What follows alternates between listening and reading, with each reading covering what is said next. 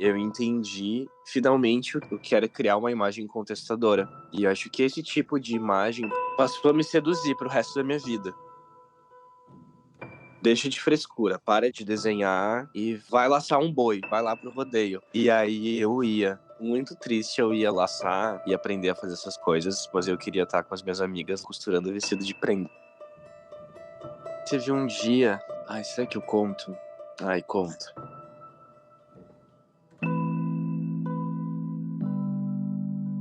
Esse é Rafael Jaques, artista visual, performer, diretor criativo, stylist e maquiador, também conhecido por sua persona drag Alma Negro.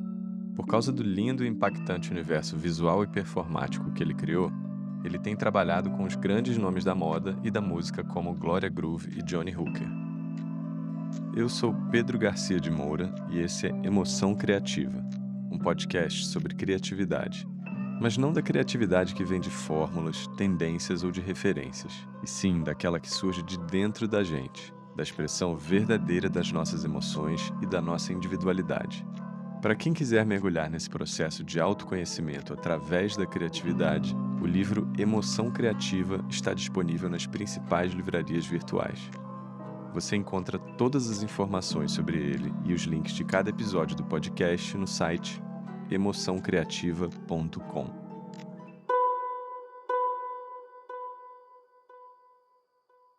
Tudo que o Rafael toca e cria parece ser destinado a transcender.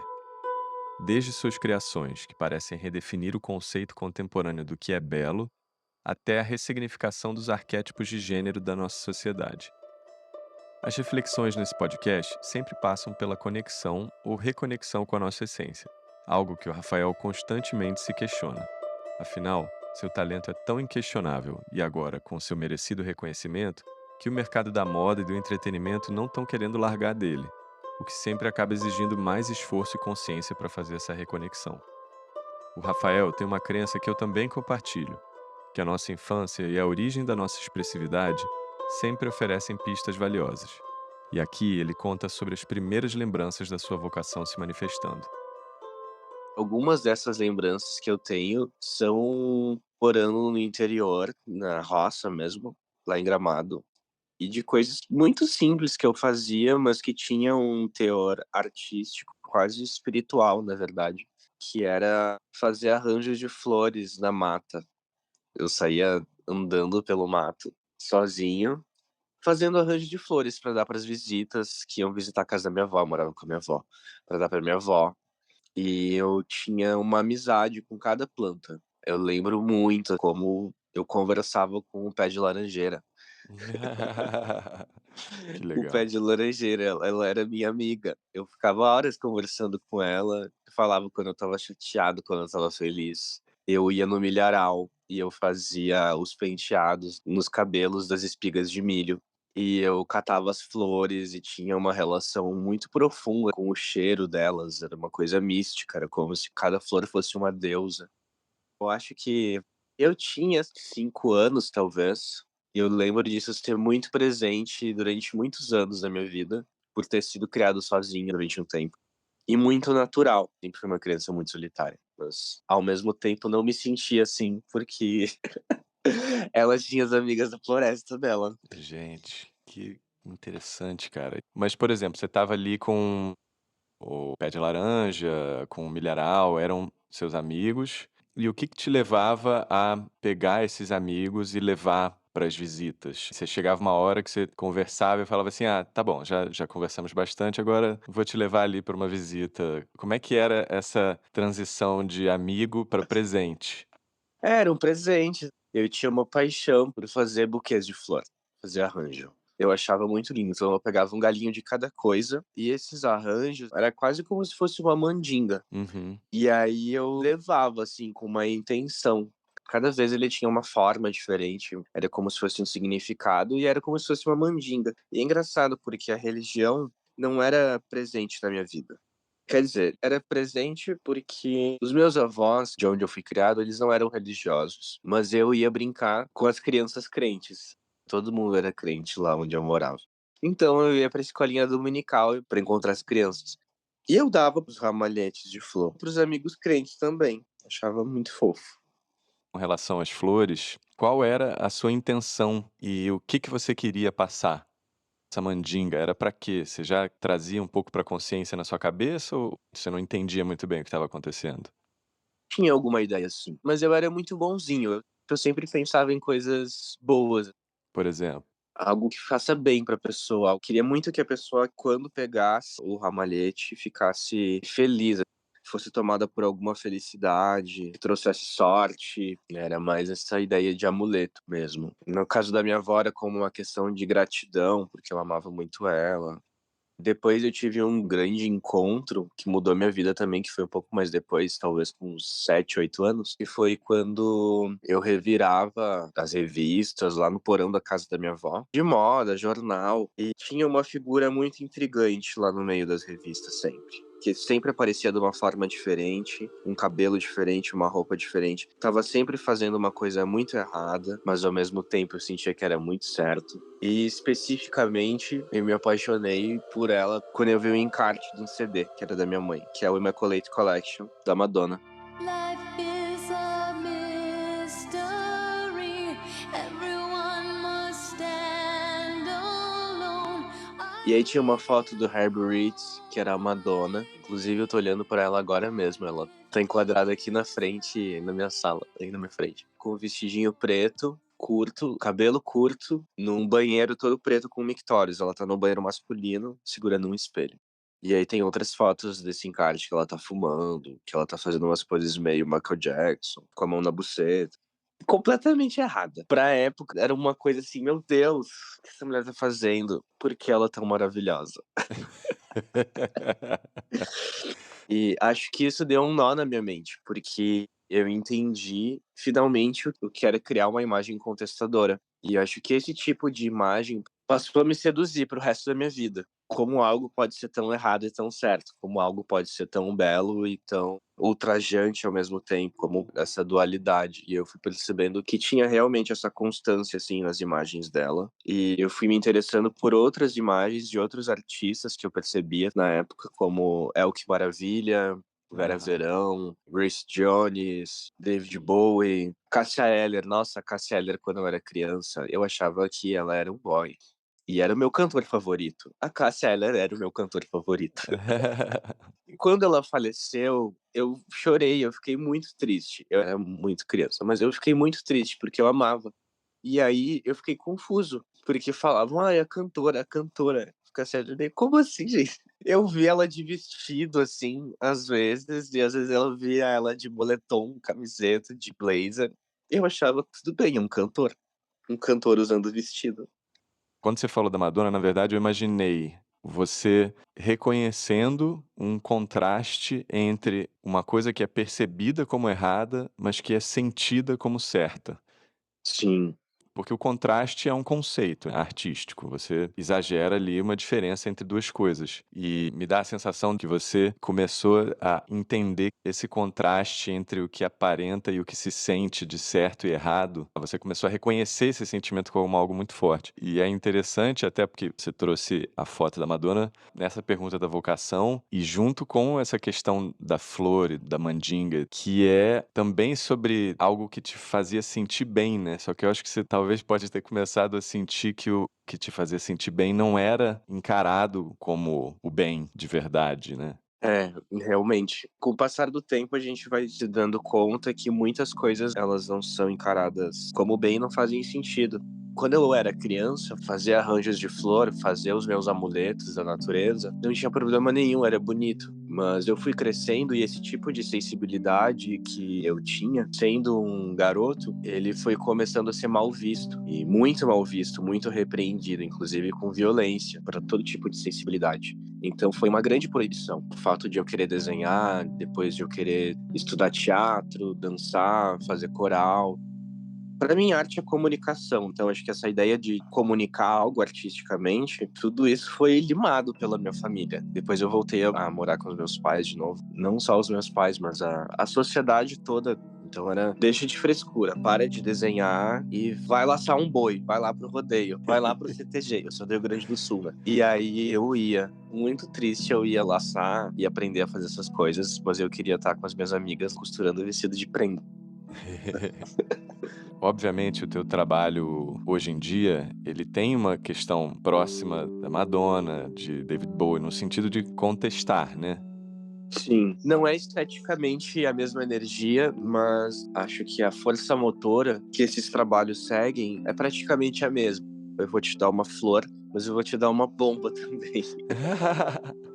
Na verdade, é uma bomba com uma flor dentro, porque eu acho que o que acontece é que o teu instinto criativo é fazer o bem. Só que aí você foi percebendo assim, caraca, nessa sociedade aqui não estão interessados nisso. E o meu eu e o meu fazer o bem são vistos como algo ruim.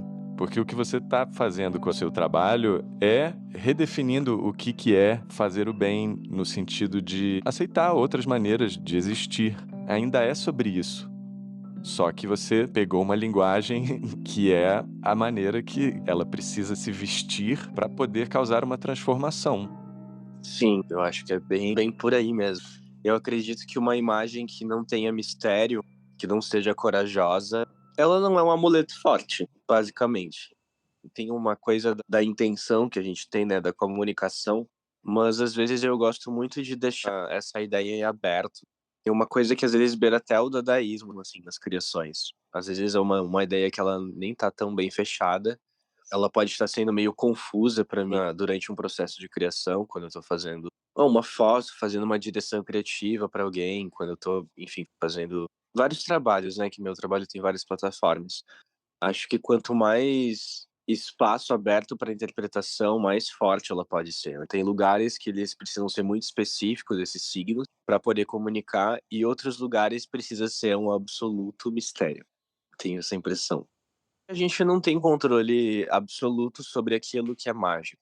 Quando a gente deixa a magia fluir, a gente precisa entender que ela tem um curso muito próprio também, que a gente precisa deixar ela fluir, ela falar por si própria e que nem tudo a gente controla. Eu aprendi com o Butô, é uma dança contemporânea japonesa que surgiu depois da Segunda Guerra Mundial como uma forma de manifesto dos artistas frente ao imperialismo e a depressão cultural que estava acontecendo no Japão, em que poucos símbolos deles, na verdade, né, que estavam em voga, era dentro do teatro kabuki, que eram reis, rainhas, samurais, mas isso tinha sido aceito, né, no ocidente de certa forma, mas a cultura japonesa estava num declínio muito grande. Ela não refletia mais essas figuras. No final das contas, eram sobre os artistas e sobre as pessoas moribundas, sobre a tristeza que não podia ser falada. O Japão entrou naquele momento de não sofrer, apenas construir. E os artistas do underground, no Butô, eles vieram chorar tudo que precisava ser chorado, precisava externar todos os corpos dilacerados, falar sobre as putas, sobre os drogados, falar sobre os loucos, sobre a galera que realmente não conseguiu seguir em frente e construir, e que às vezes é o que a gente precisa fazer. E desse lugar, que é muito importante, que é do chorar e do sofrimento da sombra, acho que nasce uma coisa muito importante e muito genuína, que é o sentir, o não esconder, não vestir essa máscara, né, e não criar esse câncer. E no processo, tanto da dança quanto da pintura, da maquiagem, tudo que eu sinto é que às vezes eu não tô pintando, eu não tô fazendo algo pensando nessa imagem final. A maior parte das vezes eu nem tô pensando num fazer profissional, mas deixando as cores fluírem, deixando a dança fluir. Então não é sobre dançar, é sobre deixar ser dançado por determinado sentimento, por determinada mensagem. Não é sobre pintar ou maquiar, é sobre deixar determinado sentimento fluir no rosto e no corpo e ver o que acontece. É um processo muito orgânico. E eu acho que a magia ela tá aí no mistério, sempre o mistério. Qual foi a primeira vez que a sua cabeça explodiu com alguma obra, de qualquer tipo? Livro, música, filme? A Madonna foi um divisor de águas. Eu sou muito relacionado à música, na verdade, muito mais música do que cinema, do que acho que outras vertentes. Acho que o artista plástico mais importante pra mim sempre foi o Arthur Bispo do Rosário. Quando eu conheci ele, eu acho que a primeira vez foi meio: "Ai, ok", achei muito doido. Quando eu tinha, sei lá, 11 ou 12 anos, eu fui numa exposição dele, guiada, né, pela escola, e foi uma coisa que me chamou muita atenção, porque era muito lindo, mas eu não entendia muito o discurso, assim, que falavam sobre ele. Tá, mas ele é artista, teoricamente as obras valem milhões, mas ele viveu na miséria, e ele teve uma vida que foi praticamente muito privada, passou por muito sofrimento, e demorou, assim, pra mim entender a qualidade e como era precioso o trabalho dele, não como obra de arte, mas como uma mandinga, que era o que ele fazia. Daí eu fiquei: "Olha, é realmente sobre isso". Ele não se considerava um artista, ele era um messias, ele criou uma religião, um mundo fantástico na cabeça dele. É o bispo, né? O bispo, ele era o bispo. E ele criou um mundo imaginário a partir do que ele materializou, a partir dos objetos que estavam próximos dele. Então eram lençóis, eram roupas, eram garfos, era pedaço de cadeira, era todo tipo de objeto se transformava num objeto sagrado.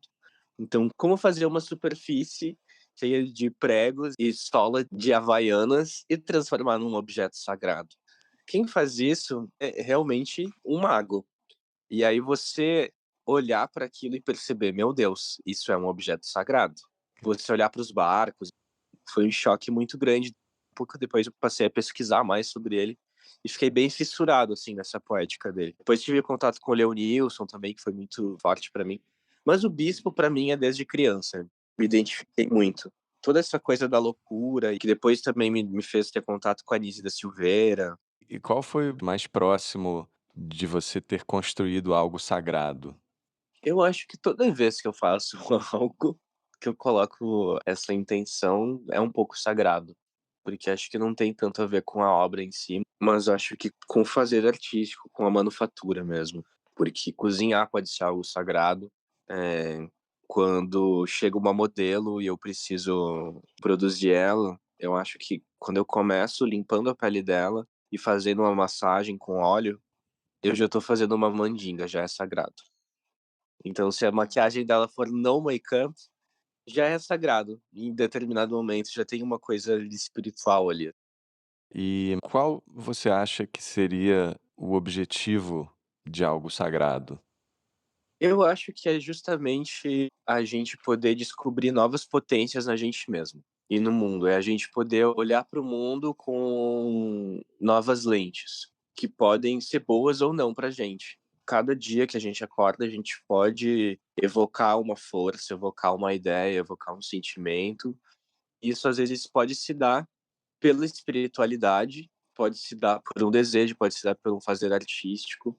E e fazer isso nos dias de hoje, para mim, parece uma coisa muito necessária, principalmente porque é sobre imaginação. A gente precisa de imaginação para acreditar. E a gente não é estimulado a imaginar mais, a gente é estimulado a seguir. Para acreditar no quê?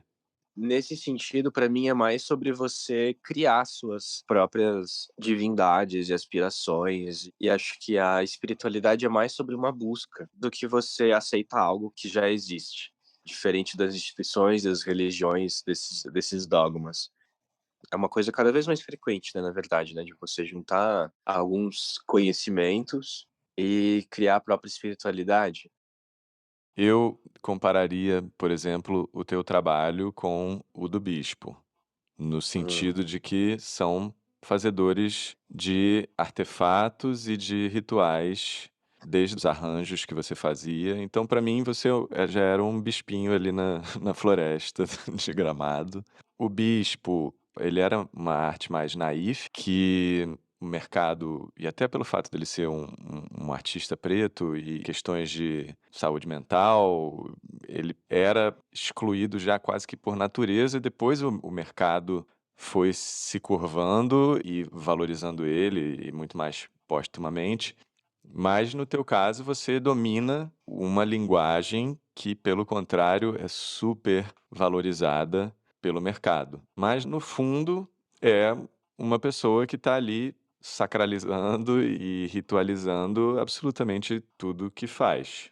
E aí, suponhamos que o bispo, o objetivo dele era da libertação da alma, é a transcendência, alguma coisa. E que no teu caso, a tua, digamos assim, teu evangelho estimula que a salvação venha através da criação da própria relação com a espiritualidade.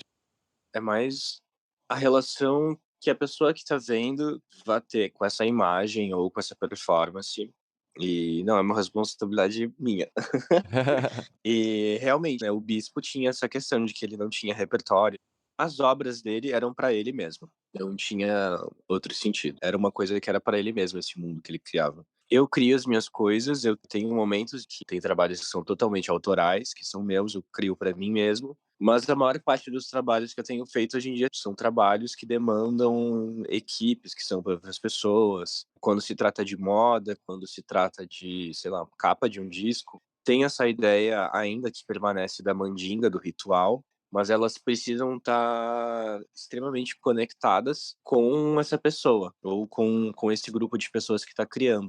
Então aí é um pouco mais complexo e tem um diálogo com a publicidade, porque a moda nada mais é do que publicidade, só que de uma forma mais criativa. De que forma que eu vou criar desejo sobre algo?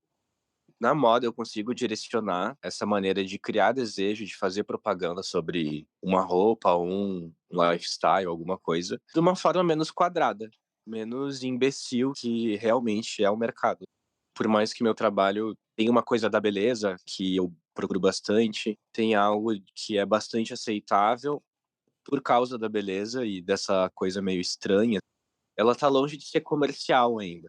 Acho que tem lugares que meu trabalho acessa que até são bastante comerciais, mas é esse diálogo, esse eterno diálogo. E a minha sensação é que tanto a publicidade e a moda, elas são amorais, no sentido de que o que importa é o que vende, é o bonito, etc. Só que você tá, através da tua exploração pessoal, você tá criando um conceito de beleza próprio que reflete essa tua busca, tua conexão da mandinga e da criação da espiritualidade. E como o efeito disso é lindo, a moda tá assim: "Opa, vem pra cá, faz aqui, me ajuda aqui", e tipo, te ajudando a desenvolver a tua linguagem, te dando espaço, te dando sustento, mas praticamente como um efeito colateral dessa tua busca artística da beleza ser uma das ferramentas pelas quais você gera essa função que o teu trabalho tem, tanto desse despertar da imaginação, quanto da contestação de determinados paradigmas da sociedade que a gente vive, que eu sinto muito que você usa a beleza como a maneira de criar esse contraste, aquele contraste que a gente falou ali do certo e do errado, e aí, como resultado, sai uma coisa linda e a moda fala assim: "Vem cá, vamos vamos ter uma relação aí legal". Fica interessante. Que bom, né, porque assim eu trabalho. Tem alguns realmente tem dado mais certo ultimamente, mas eu tô trabalhando com performance já tem acho que uns 8 anos. Com moda eu entrei tem talvez uns 4, 5. Por mais que eu esteja produzindo há bastante tempo, mais tempo do que isso, né, é uma coisa muito recente, ter sido mais aceito agora e tá assinando campanhas pra marca de roupa, assinando beleza de desfile, capas de disco, uma coisa que rolou. Então isso está acontecendo, vamos ver até onde vai. É, porque vai ser interessante ver como é que vai ser essa relação entre o mercado e entre o seu trabalho pessoal, né. É, às vezes eu fico bem chateado, porque, como eu falei, às vezes eu preciso voltar lá no Rafael dos anos 2000, no mato, fazendo penteado em espiga de milho pra lembrar da onde que veio. Eu preciso lembrar de quando eu estava começando a trabalhar com performance, conhecer performance, morando em ocupação, viajando de carona com os meus amigos punks, conhecendo de fato o que era o queer nesse sentido, com a galera narcopunk. Lembrar da onde que veio toda essa contestação, de onde veio a revolta, de onde veio determinados conhecimentos, e ver como que eu consigo colocar isso hoje. E às vezes não tem como, às vezes é muito difícil, porque é isso, é publicidade, é trabalho. Acho que tem uma dose de veneno que eu consigo colocar ali. Veneno ou antídoto? Acho que o antídoto. Eu me sinto um pouco um ludita, às vezes. Aquela coisa do operário que ele vai lá e e joga uma ferramenta dentro de uma máquina. "Ops, não tá mais funcionando. Ops, vamos ter que fazer outra coisa". Às vezes precisa fazer isso, mas às vezes você precisa trabalhar, né. Eu falei isso de seria interessante entender como é que vai ser essa relação, porque alguém com a sua quantidade de talento pode ser facilmente muito trazido para dentro desse universo e não deixar sair: "Ah, não, vem cá, tipo, não, vamos, faça mais uma campanha, faça mais uma coisa". Justamente, eu acho que essa conexão tua com a tua essência, digamos assim, é um dos maiores desafios, né? Ou se é. Às vezes é preciso lembrar disso muitas vezes, porque nem sempre eu tenho todo esse tempo. E fazer trabalho autoral é uma coisa que demanda muita energia, tempo, precisa pesquisa. Não adianta só chegar assim: "Ah, não tenho nada para fazer tal dia, vai ser tal dia". Não, o trabalho ele precisa de pesquisa, né, ele precisa de dedicação, precisa de descanso. Claro.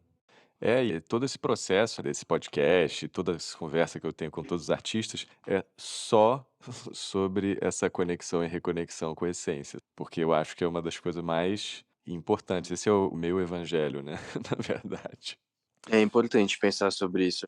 Eu penso muito na ideia de que as pessoas elas precisam voltar o olhar sensível para as coisas, independente de serem artistas ou não, porque teoricamente para mim todo mundo nasce artista, Eu também sou 100% dessa visão.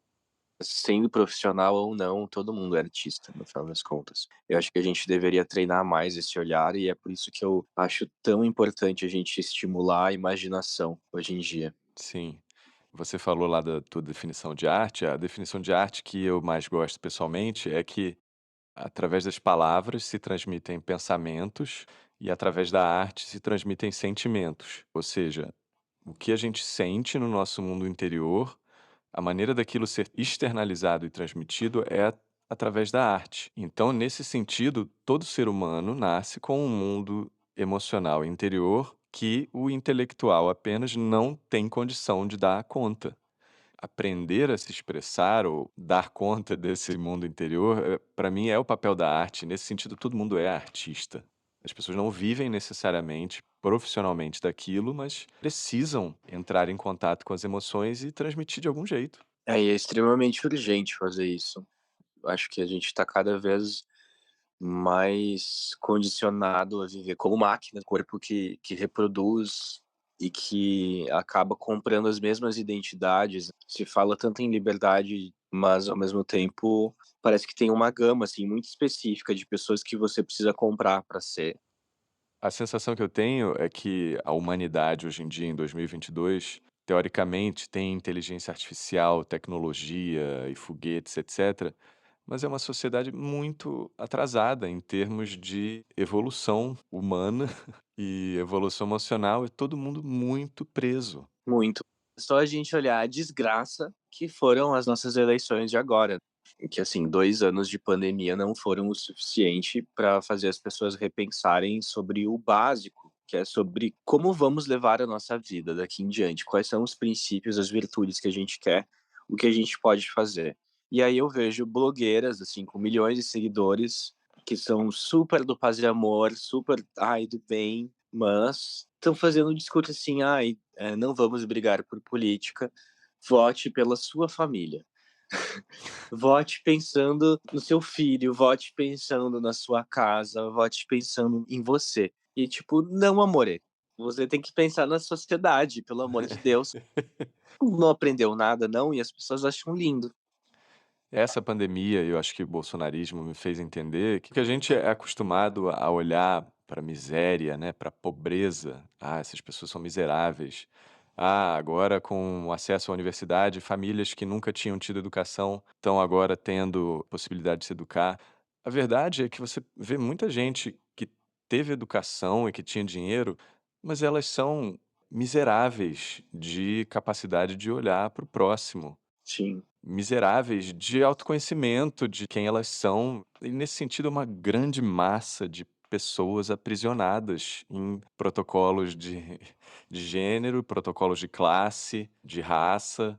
Uns obviamente aprisionam, outros são aprisionados, mas também os que aprisionam são aprisionados, porque é uma ilusão sim. essa diferenciação entre as pessoas. Enfim, estamos aí tentando, evoluindo aos pouquinhos, né, eu acho que por isso que eu acho que o teu trabalho é tão maneiro, porque é começando a desconstruir esse aprisionamento de gênero. Acho que a arte ela vai aos pouquinhos conseguindo penetrar nessas prisões e ir desconstruindo isso. Acho que esse que é o papel social da arte, né. É, total. E é meio clichê, mas eu acredito muito nisso, que às vezes a gente precisa ser meio hacker mesmo, meio cavalo de Troia, alcançar determinados lugares. E eu vejo, né, o meu trabalho reverberando de uma forma muito positiva, muito mais agora que tá dentro desse lugar comercial. Eu tô empregando mais pessoas, tem mais pessoas trabalhando comigo. Minhas imagens, elas estão alcançando um número muito maior de pessoas. Pessoas que inclusive não gostam do meu trabalho ou não gostariam de ver ele e agora estão podendo ter acesso. Eu prefiro isso do que ele estar numa bolha. Com certeza. Voltando ao que eu tinha falado, colocando você como um hacker, a tua linguagem de programação é a beleza, essa sedução do olhar, que eu acho que a Madonna foi muito isso, né, porque ela criou a estética dos anos 90. Sim, ela ofereceu uma Marilyn Monroe, uma Marilyn Monroe punk. E aí ela surgiu mais belíssima do que nunca nos anos 90. E aí ela entregou o quê? O sex book, falando sobre HIV, falando sobre sexualidade, falando sobre libertação da mulher, falando sobre zilhões de tabus e queriam matar ela. Porém, ela conseguiu realmente, a partir de visuais impecáveis, seduzir muita gente. E foi aí que ela se consagrou, inclusive, um ícone gay, né? Todos ficaram assim, meu Deus, quem é essa mulher? Express yourself. Esse momento foi quando todo mundo entendeu, ok, a pessoa é muito poderosa, ela sabe do que ela tá falando, vamos seguir ela. Sim, por isso voltando pra mim, a sensação é que quando você viu a Madonna, você reconheceu uma hacker. Acho que foi daí que veio essa conexão. Acima de tudo, foi isso. Qual foi o seu momento mais emblemático de plenitude criativa, onde você sentiu que o que existia dentro de você estava sendo transformado em expressão artística? Teve um dia, ai, será que eu conto? Ai, conto. Eu fui convidado para performar num evento bem high society. Era um lançamento de um perfume de uma marca francesa. E aí estavam vários convidados globais, celebridades, todos lá vestindo a marca. E eu cheguei lá e eu deveria estar vestindo a marca também. Só que a roupa era assim, era uma roupa de milhões, porém, sei lá, a roupa não me dizia nada. Eu fiquei me sentindo uma blogueira. Tava como convidado, mas eu iria performar nessa festa. Seria uma das atrações. Eu vesti a roupa e eu tava assim, tava inteira pintada de dourado, com uma cabeça de folhas, uma coisa que eu tinha feito. E aí esse vestido caríssimo. E eu olhei, nossa, mas tá muito ruim. Eu voltei, e aí, assim, as pessoas estavam assim, olhando, tipo, ok, uma pessoa estranha, que veio pintada de dourado. Aí eu subi, fui para os camarins e eu comecei a catar todos os sacos de lixo possíveis, e eu enchi eles de ar, e aí eu comecei a amassar eles e fiz um vestido gigantesco. E aí, assim, tipo, sei lá, uns 20 minutos, 15 minutos, eu fiz um vestido, porque já tava na minha hora de descer pra performar. Beleza, aí eu fui descendo as escadas, todo mundo ao mesmo tempo olhou pra mim. E eu tava com um vestido gigantesco de saco de lixo, assim, tipo, enorme, parecendo uma coisa muito Grace Jones, descendo as escadas. E aí jogaram a luz pra mim como se fosse o início da performance. E aí eu comecei, assim, a dublar a música que estava acontecendo e as pessoas olhando e começando a aplaudir. Aí veio todo mundo, a imprensa começaram a tirar foto, assim, sem parar. E eu fiquei muito chocado, porque eu já estava lá, mas ninguém tinha me visto. Precisou só um vestido de saco de lixo, e aí realmente eu melhorei, inclusive, assim, minha aura. Eu me transformei e fiquei com 3 metros de altura. É, eu e a Grace Jones. E aí eu desci e a Elsa me convidou pra ficar do lado dela, Elsa Soares. E aí eu fui performar do lado da Elsa Soares, enquanto ela cantava. Então foi uma coisa muito mágica, que é realmente o poder de você acreditar. É isso, né? Tipo, como você se posiciona, sua presença, como você tá em relação às pessoas e a sua essência. E a minha essência não era usar um Jean Paul Gaultier. A minha essência é usar um vestido gigante de saco de lixo. E aí foi tudo, foi um momento super importante pra mim. A minha sensação é que esse episódio, até conectando com as tuas reflexões sobre a tua essência, ele fala sobre o seu brilho, sobre o teu corpo brilhar. Porque o que que é a Madonna também? Porque eu acho que você e a moda coloca num lugar mais de criador por causa do teu talento, mas o que eu tô achando interessante é que a tua presença é que trouxe o teu momento mais emblemático. A tua presença, obviamente, conectada com a tua criação, porque quando você fala de Madonna, até quando você fala de Bjork, que eu acho que é alguém que você menciona bastante nos entrevistas, existe uma mudança de chave e, obviamente, você faz isso em performance também. Refletindo sobre aquela tua pergunta de como se conectar com o menino da floresta e das mandingas, eu diria que o permitindo que ele brilhe, que ele seja o presente para as pessoas, para mim parece ser a maneira de se conectar com essa essência, a partir dessa resposta, obviamente, né. É, faz muito sentido, sim. Depois que eu descobri a performance, que eu mudei essa plataforma de trabalho, porque antes vinha muito da ilustração, ainda é artes visuais, mas começou com um estudo de desenho de pintura. E depois que foi pro corpo, foi exatamente isso que eu senti. Por que fazer uma obra se eu posso ser uma obra, pensando também no bispo? Se eu posso fazer essa divindade, se eu posso carregar uma divindade em mim.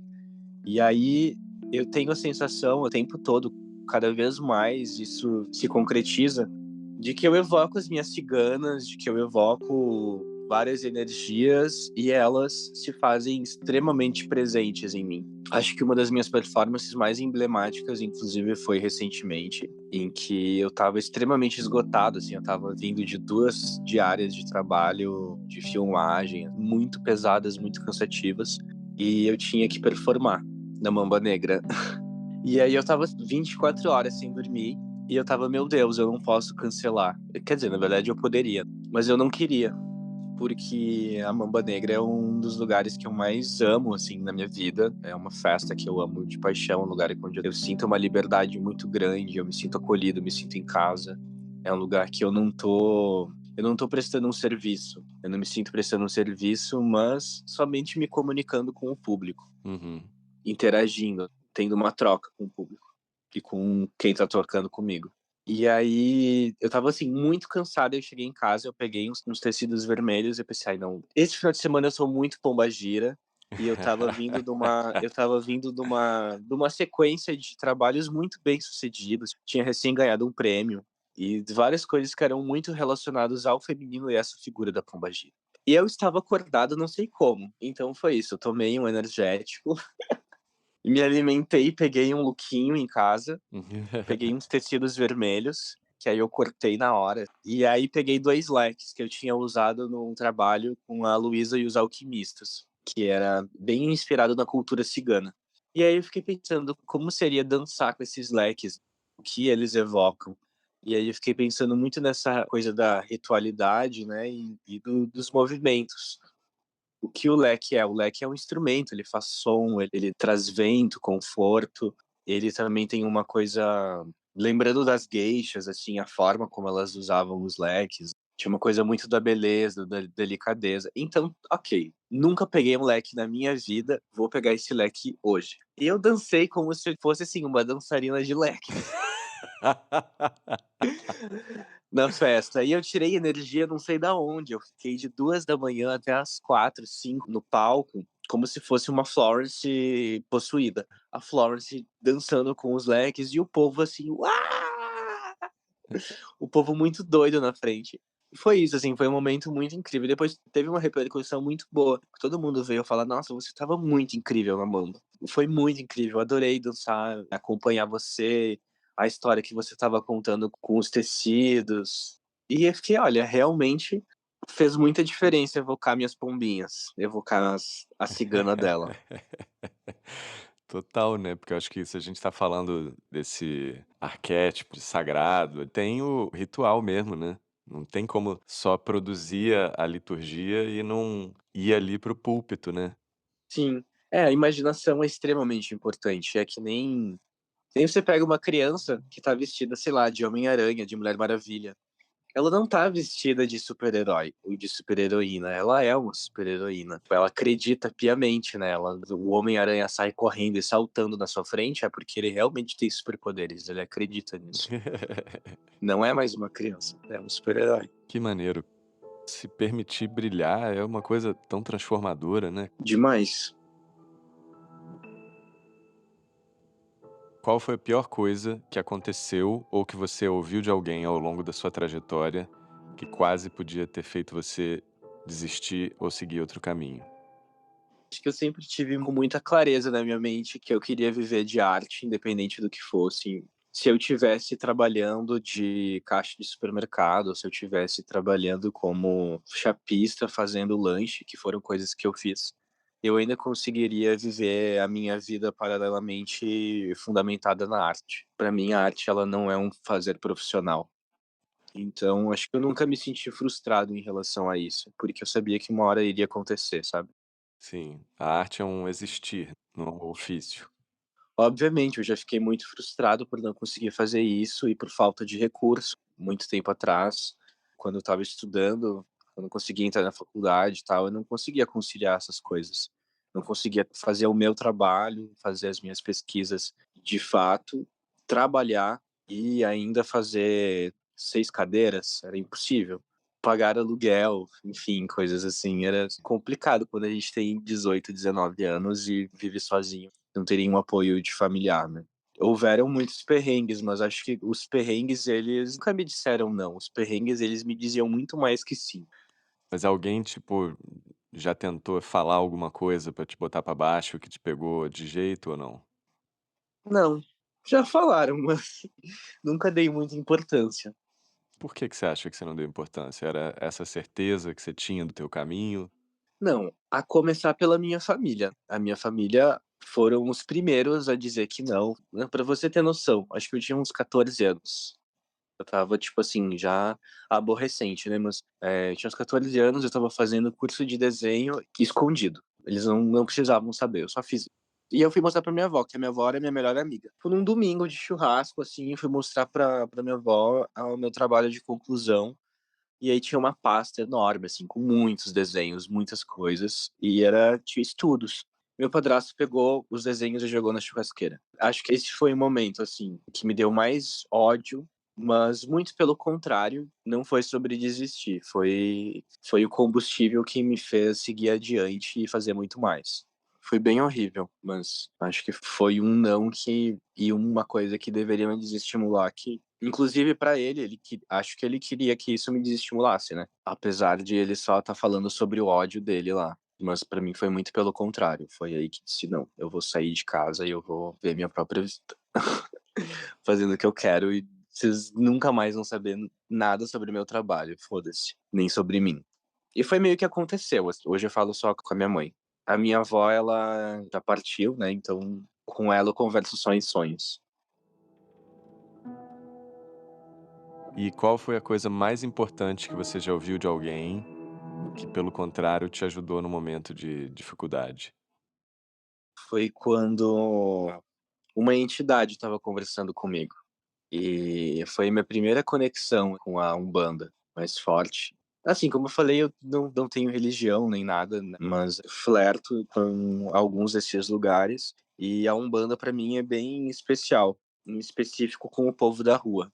Eu me identifico muito com o povo da rua, que são basicamente seres e entidades de poder que lidam muito com a criatividade, com questões de acho que está muito envolvido com as relações, com a sexualidade também, com questões da rua, que seriam, digamos que as mais dark.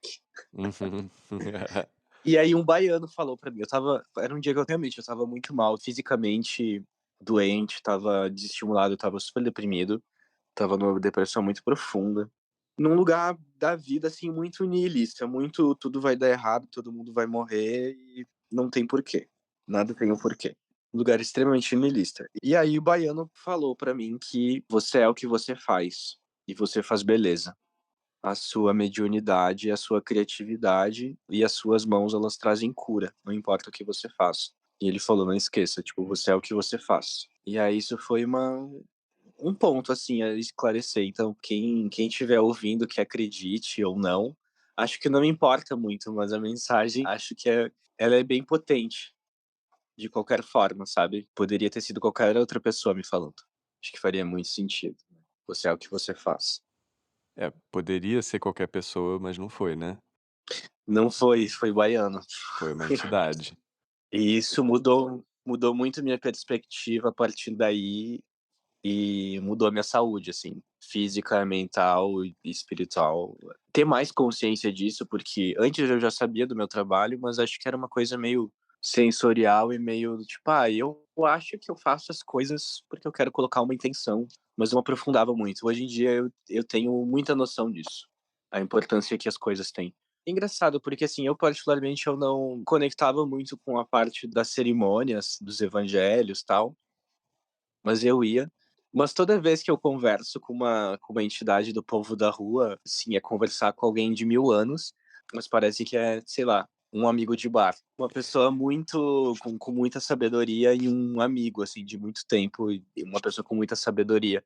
E é sempre algo, ai, muito profundo que acontece, sempre algo muito profundo pra ouvir. Que conselho você daria pra você quando você estivesse começando, não em termos de carreira, mas em termos de busca expressiva, né? Ou seja, o que você aprendeu ao longo dos anos sobre como acessar criativamente o teu material interno?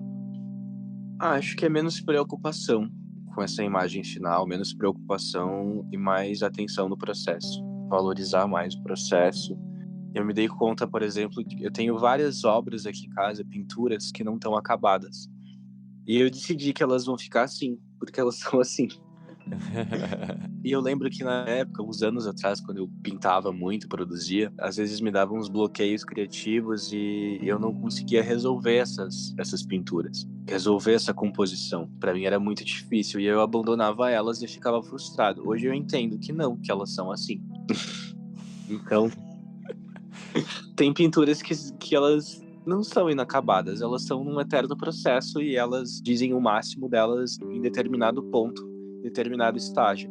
Se eu fosse terminar, de fato, aquilo que esteticamente se diria, terminado, talvez elas percam a força para sempre. Quem acompanha o podcast ou já leu o livro Emoção Criativa, sabe que uma das perguntas que eu considero mais reveladoras sobre a nossa essência é qual o filme que a gente mais chorou na vida. No caso do Rafael, a resposta dele estava bem em sintonia com tudo que a gente tinha falado. Engraçado, a gente tá falando de coisas que, como é a primeira vez, eles fazem muito tempo, né? Acho que Priscila, Rainha do Deserto, é muito emblemático. Você chorou muito? Eu chorei muito. Eu tava assistindo com a minha mãe. Eu devia ter, sei lá, uns 13 anos. Eu era um adolescente grande já e eu já entendia da minha sexualidade, mas não era capaz de comunicar ainda com a minha mãe. E a minha mãe já sabia também, apesar da gente não falar sobre. Mas ela meio que dava a entender que tudo bem. E aí, quando a gente tava assistindo, a gente tava assim, tipo, morrendo de chorar. E foi uma coisa muito nova, assim. Foi a primeira vez que eu vi um filme com essa temática e que eu me identifiquei muito, muito, muito, muito. Eu achei extremamente mágico o fato de alguém, né, tipo, ser uma drag queen. E essa coisa de você modificar o corpo, de você se maquiar, mudar as feições, de costurar uma roupa, fazer looks que entreguem essa coisa fantástica, magia. E, além de tudo, falam da vida dessas drags, né, dessa caravana de drags, com um olhar muito sensível para a vida pessoal delas, né, de quem elas são de fato, os problemas que elas enfrentam, a violência. Tem um menino lá, inclusive, que tem um filho, a outra que é mais velha, já tem outras questões com idade. É um filme muito profundo e que acho que moldou meu caráter, assim, de certa forma. Nessa conversa com o Rafael, a gente viu como seu fazer artístico é sagrado e sempre esteve carregado de intenção, magia e mistério. Vimos como logo cedo, ao perceber que o que ele sentia e entendia como certo não era visto da mesma maneira pelo seu entorno, a arte começou logo a mostrar que existia um espaço de transgressão e que a beleza parecia ser o jeito de amalgamar essas sensações contrastantes. Para o Rafael, o mistério e a beleza são um cavalo de Troia para conectar até com pessoas refratárias à sua mensagem, questionando noções de gênero e oferecendo insumos para reflexões sobre a verdade e a espiritualidade de cada um. Com o Rafael, eu aprendi que tudo pode ser uma oportunidade de conectar com a nossa essência. No caso dele, do sagrado e da arte como um lugar que dê vazão ao seu brilho. E que essa reconexão é um esforço constante, mesmo ou principalmente quando se está sendo bem-sucedido. Eu também aprendi que é preciso valorizar o processo criativo e sentir ele, ao invés de racionalizar, respeitando inclusive quando o nosso instinto diz que não tem mais o que fazer. Eu concordo totalmente com o Rafael nessa questão, e no livro Emoção Criativa tem um capítulo só sobre desapego, com aquela frase ótima do poeta francês Paul Valéry, que diz que um poema nunca é terminado, apenas abandonado. Então, escutando meu instinto, eu vou aproveitar para abandonar o episódio de hoje por aqui. Você pode acompanhar o trabalho do Rafael nas suas redes sociais e os links estão aqui na descrição do episódio. Se você gostou desse episódio, você pode seguir e dar nota na sua plataforma favorita. Se você acha que alguém que você conhece pode gostar do tipo de reflexões que a gente faz por aqui, compartilhe. Você acabou de ouvir Emoção Criativa. A edição e mixagem é feita pelo Vitor Marques e a trilha que você está escutando foi composta especialmente para esse podcast pelo Lucas Vasconcelos, o nosso convidado do primeiro episódio. Você pode escutar a gente em qualquer uma das suas plataformas favoritas. Eu sou Pedro Garcia de Moura, muito obrigado por acompanhar esse episódio e até a próxima.